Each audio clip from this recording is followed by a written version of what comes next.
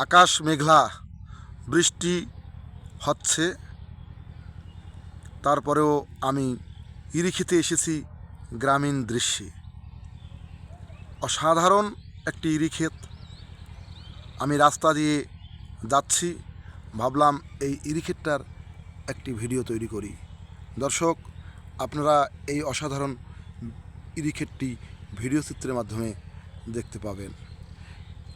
বিশেষ করে আমাদের বাংলাদেশে ইরিক্ষেত এভাবে যদি সুন্দর হয়ে ওঠে, তাহলে আমাদের বাংলাদেশ ক্ষুধামুক্ত দেশে পরিণত হবে।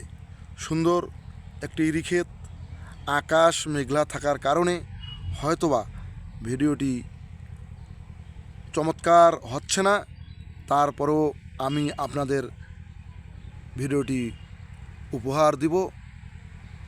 আপনারা ভিডিওটি দেখতে থাকবেন এবং আমার এই কৃষিমূলক ভিডিওগুলি আপনারা বেশি বেশি করে লাইক, কমেন্ট, শেয়ার করবেন, তাহলে অন্যরাও উপকৃত হবে এবং ভিডিওগুলি দেখতে পাবে।